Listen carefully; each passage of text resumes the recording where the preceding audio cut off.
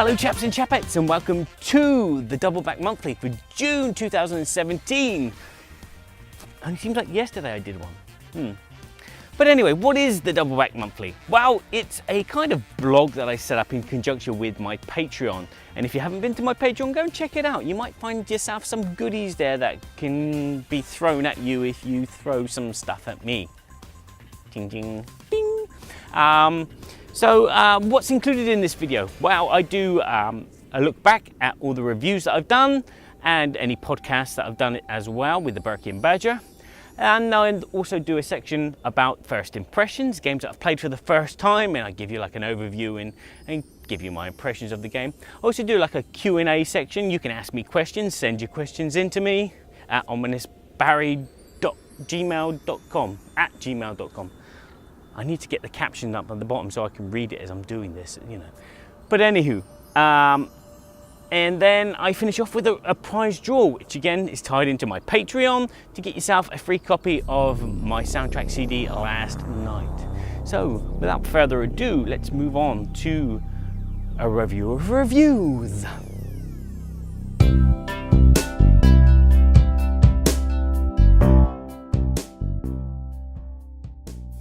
So slowly straddling back onto the horse, I started reviewing again, and I managed to get one review up last month, which is a start. Now Player 4 is here, and I can start getting back into the rhythm, and I can start producing more video reviews. The first one, and only one that I did this month, was Dream Home, which is a family-style light game where players are designing their house. This is done with a simple card drafting and then set collection as you're trying to get the rooms in a nice order to give you maximum points, as well as getting some roof tiles which all match. So there's a bit of memory involved as you're placing these cards face down. There's also some special powers thrown in, but this game is extremely light and not really that exciting to be replayed many times. After about 4 or 5 times, I'm starting to get a bit of it. But the game is a great production. The game is a great idea. This game is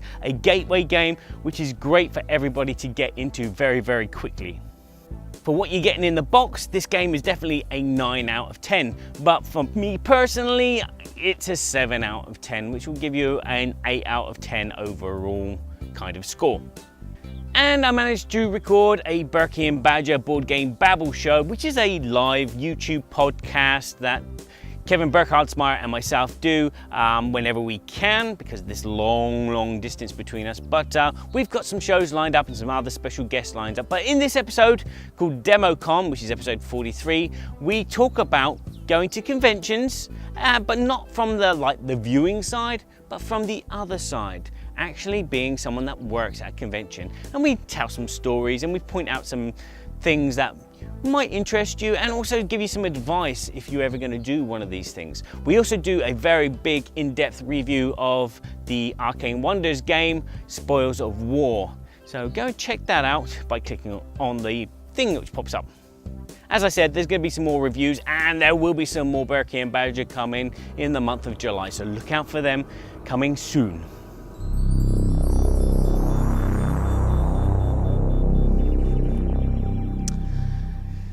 So, my first and last, which is a first impressions segment where the game, I give you my first impressions of a game, and it might be the last impressions that I have of the game, because it might be a game, well actually it will be last impressions because it's like the last thing I remember, but also it's my last impressions because maybe the game is not that good, so it will be the last time that I play it, and so there'll be no other impressions. I'm going to start off with a game before a tractor comes and runs me over, called Sentry something Spice something. I forgot to write some show notes down and stuff like that, so yeah, Spice Mines a Kessel, that's the one. In this game, players they have 2 cards in their hand. All players start with the same 2 cards, and these cards will allow you to get spice or transform spice into a different spice. There's 4 different spices in the game and each has a different value. One's low and one's very high. There'll be some cards in the middle of the table and these are cards that you can draw into your hand and use these to transform spices into other spices. There's also a set of cards which are victory points, and if you have certain sets of spices, you can draw this card immediately and put it in front of you as a victory point card. When you get 5 of these victory cards, the game is over. There's also some coins as well involved, and they are basically for the first and second card, and they just give extra bonus points if you manage to get those collections. All these cards will always slide in a right to left direction, so when someone takes one out, it slides and you add a new card.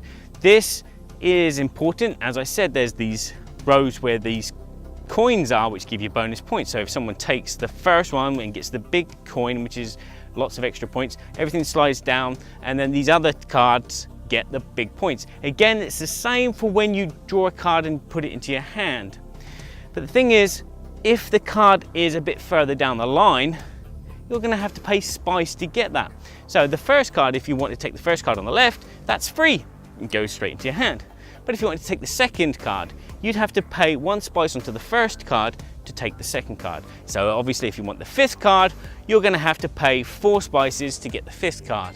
Now that 5th card might be a really powerful card, or it might be just one that looks nice in your hand.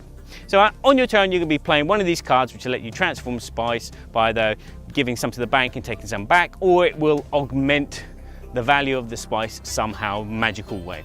As I said, this game carries on. The good thing is, when you've got no cards in your hand, or whenever you want, you can spend your turn just taking all the cards that you've discarded back into your hand and then carry on playing. Nice game. It's simple. It's very mathematical and Splendor-like. I found it interesting because of the mechanics. As I said, it's very Splendor-like. You're basically changing resources, but the thing is, these resources have different values, whereas in Splendor, they all have different values, but they account for different things. Again, difference between Splendor and this is you have your engine in your hand, whereas in Splendor, the engine is built up in front of you. And that is I don't know, I found that a lot more easier than the engine in my hand, because this was my first time playing it, and I built a pretty crappy engine, which kind of soured my experience of the game. Can you imagine, you know, you're thinking, oh, well, I want to get that card there, which is worth 18 points, but to get to it, I'm going to have to play 4 cards, I'm going to have to draw that card as well, which will give that card to get the spices to get that, but by then someone else will probably have it, because they've drafted their cards excellently. In fact, there was a card which was quite powerful and people immediately jumped to it. You know, it could be the 6th card and they'd pay 5 spices happily just to get this 6th card, because it was a powerful card which would transform 4 of your cubes, 4 of your spices, immediately 1 value higher, or you transform 1 immediately 4 higher. And it just, that kind of hurt me. Again, especially from the guys that were teaching me the game, they were saying, oh, that's a powerful card, oh, that's a powerful card, and they'd snapped it up pretty quickly. It's not too bad. If you like Splendor, I think you're gonna love this. I like Splendor, but I don't think I like this for the moment. I'm gonna play again. It's interesting, it's an interesting mechanic, but I prefer Splendor. Splendor's a little bit more, I don't know, it's more mathematical and more a simple puzzle to solve. Whereas this, you're constantly thinking, right, if I want to get that card there, I need to transform these spices from this, with that to there. They just give me the red, the green, and obviously you've got a limit as well. You can't have more than 10 spices in front of you. So it's an interesting game. I think you should go and check it out, definitely, if you're into those kind of games like Splendor. But for me, at the moment, after my first impressions, it doesn't have that Splendor impact. You know, we'd finished playing and I was just happy to put the game away. The next game I want to talk about is Dark Souls by Steamforged Games, which was a Kickstarter which I received a little while ago. Now, I was very happy to get a different type of dungeon crawl. This is a cooperative dungeon crawl, and it's based on the Dark Souls video game.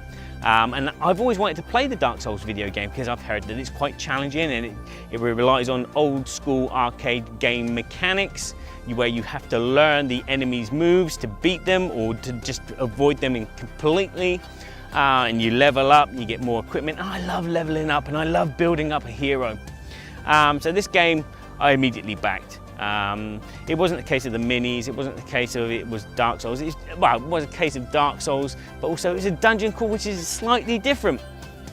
Because in this game, you're grinding. It is like an old school scrolling beat 'em up game, Ghosts and Goblins or something like that, where you start at the beginning and then you fight these monsters here, and there are some paths. You can take slightly different paths.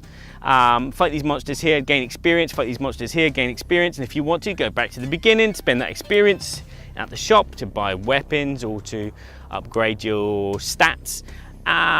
Or if you got this far and you died, you'd lose all that experience, and that experience would be sat on that screen, and you'd go back to the start, and you'd have to start again and go and collect that experience.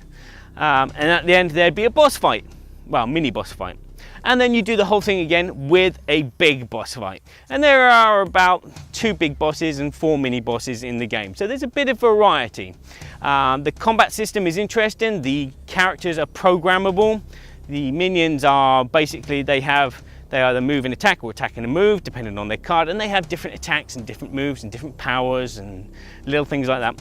Whereas the mini bosses and the bosses, they have a programmable deck. You have a deck of cards. Say 5 cards, there's about 10 for each monster, and you take 5 of them, shuffle them, and then you turn one over and it tells you what that boss does. And then you turn that one over and turn that one over and turn it over. And once they've all done, that deck's done, you return it. So you like memorize the movements of their attack patterns. Really, really fun. But how long will this game be fun? That's my worry. I played the game a few times. I played it solo, I played it with a friend. I'm going to play it again tomorrow night, hopefully. I enjoyed it. It was a nice, crunchy, mathematical puzzle which you can do with friends, very much like Apocalypse Chaos. Very, very nice puzzly game where you're trying to figure out the weaknesses of the monster and try and stay alive to get the experience, and then figure out how to use that experience. Really, really fun. The problem was getting to the fun. The rulebook is a bit nightmarish, and that's why I'm going to do a question about rulebooks in the MMO. It was just all over the place. Everything was in there, but there were some contradictions where it would tell you one thing about a rule, then it would tell you something different about that rule. And there's just pages all over the place. And so finding anything was a nightmare. If you had a question about a rule, it was a nightmare to try and find. It was very well written, but as I said, it was just convoluted and all over the place. Replayability for this game. I can see me playing this a few more times before I decide that enough's enough, because there's not anything different in the box apart from the different map tiles, the different monsters, the different orders that they come out, the different bosses. You know, there's only so much you can do going from A to B, A to B. You know, you want something different, you want something interesting, you want something to divert a bit, and but I don't know if there's going to be anything like that with the stretch goals, but we shall see, But that's Dark Souls, not a bad game, quite enjoyable. And finally, I want to talk about Blackwood, which I just received the other day. This is a game by a friend of mine who lives over there, about 30 minutes drive over that way, in that direction. Look over there. Okay. This is a kind of resource management where you have money and you'll be sending, you're a witch, you're building potions, you want to be the most reputable witch in Blackwood, and you'll be sending these kind of wooden marionettes into the forest to search for ingredients for you, but you'll have to pay them when they come back. Once you've got the ingredients, you'll be transforming those ingredients into potions, and then you transform those potions possibly into spells, which will give you special powers to help you get different ingredients or swap places in the forest with other players in the game, or to get you some money. It's a very, very tight economic game, which is set up in a really mind-boggling puzzle. It is a puzzle game where everyone is fighting for these ingredients, which are all laid out in a grid in a forest. And everyone will place, as I said, one of their searchers, their workers, to go and get ingredients. But depending where they put it in the forest will depend on when they get it or not, because there's a marker and it tracks the distance that you've traveled into the forest, and there's like 5 tracks, so it's like 5 days into the forest, so your characters are going deeper and deeper. If you've put your meeple way at the back, you're not going to get it until like the 5th round, whereas if you put it at the front, you're going to get it immediately. But the good thing is, if someone takes something in the same row as you, they take that ingredient, all the ingredients slide across, so it means that you might get that ingredient a bit sooner than you'd planned to.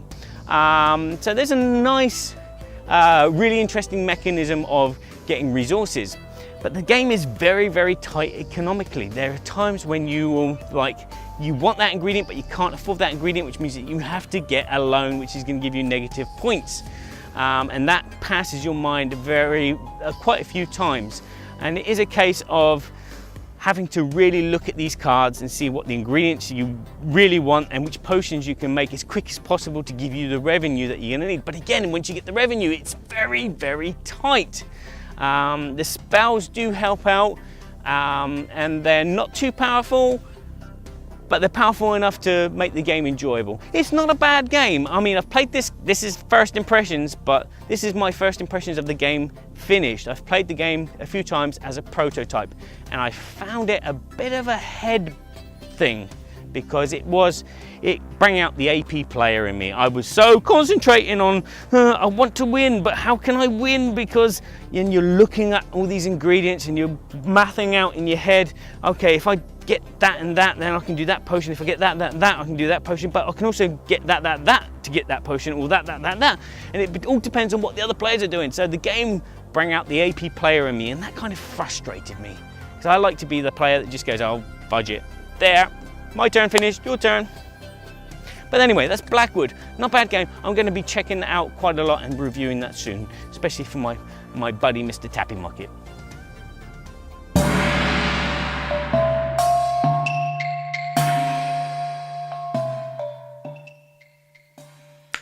So in this kind of question time segment, I'm going to be talking about rule books, and in particular translations of rule books, because recently I just received this game I told you about called Blackwood, and I had the privilege of translating the rules from French into English. Now, this is not the only game that I've translated. I have done translations for quite a few games for the designer themselves, or for an editor or publisher, and it is quite a nice kind of challenge, so to speak, because sometimes, like with Blackwood, I've had the chance to sit down with the designer and play the game with them in a prototype stage, so I know how the game plays and how it feels, and therefore when I translate the rules from another language, I understand how the game works.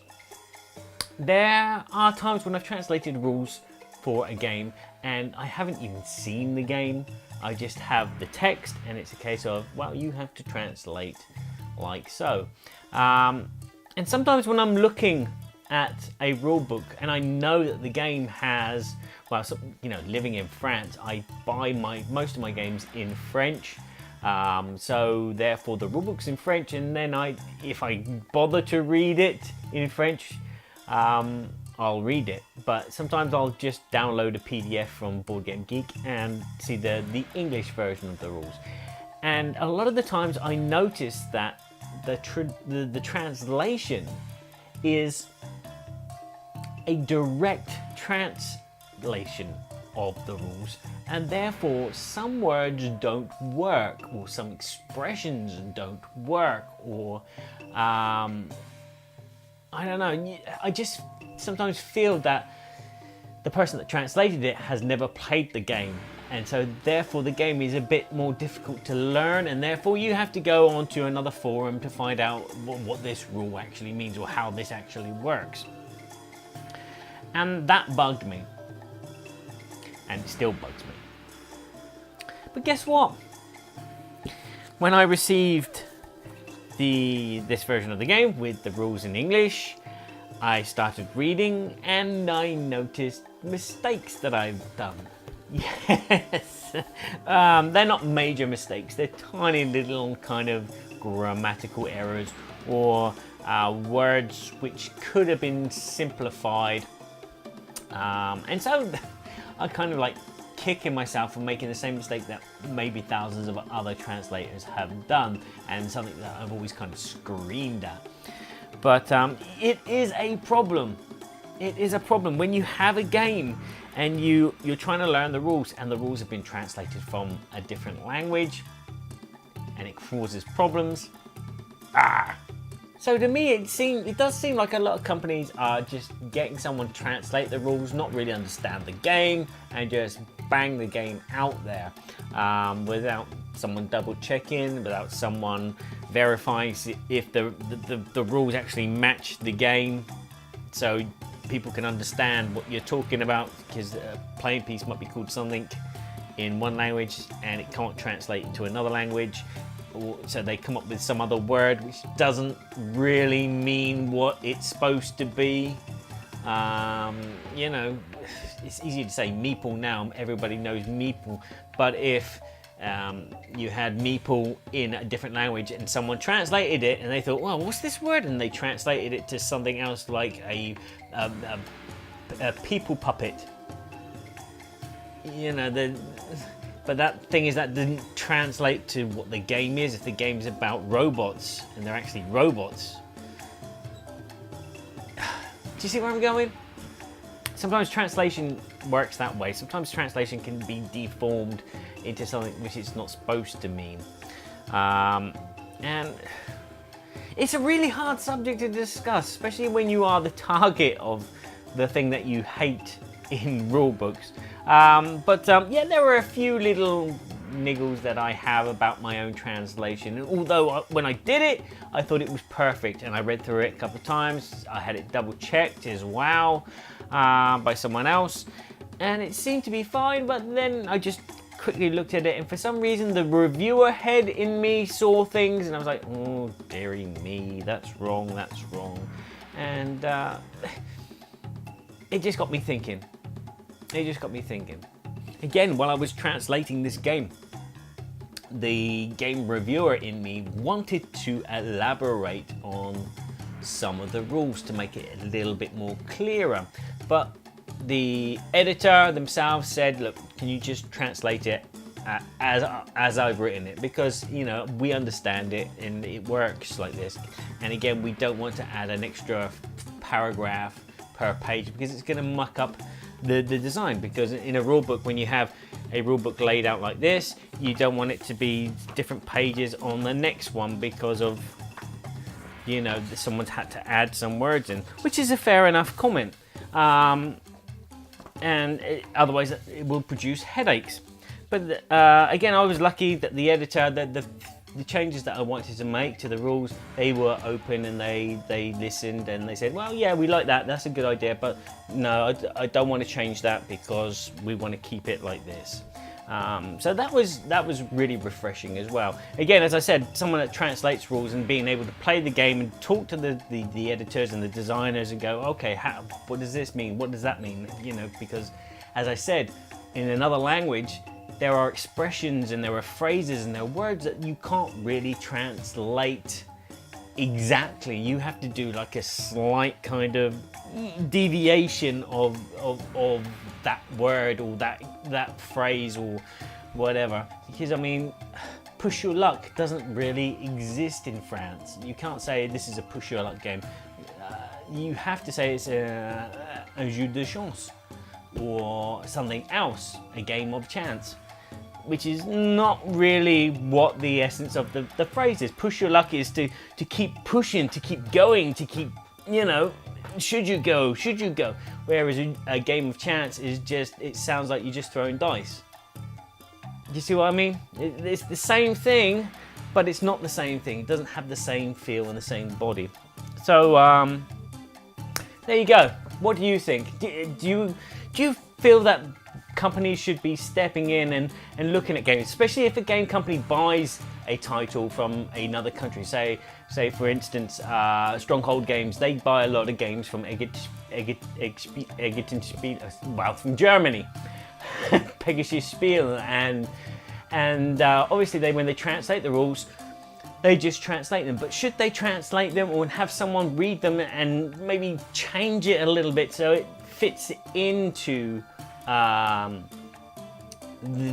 language that, you know, is being translated to? Or maybe keeping the rulebook a certain style, you know, like Fantasy Flight do. They have a certain way of putting out their rulebooks, and they have a certain layout. You know, they have their components, they have their contents. They show you how to play the game really quickly, and then they have like a bit at the back which goes into detail of all the extra bits that you can add on. Should game companies be doing that? Should game companies say, this is a structure, this is how we want our rulebook? Yeah, we like your rulebook, we bought your game, we're going to sell your game, but we want to do the rulebook our way, because then it's uniformed and it makes sense. So let me know what you think about translations and rulebooks and bits and bobs like that. Also, send me some questions. I'll be happy to answer them on this kind of this question time segment of my blog.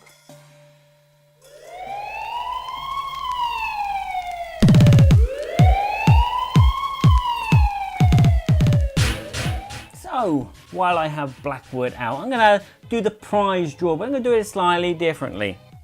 I have named the colours of the wooden marionettes from Blackwood, and I will be placing them into the hat, like so, and I'll be placing several in, okay?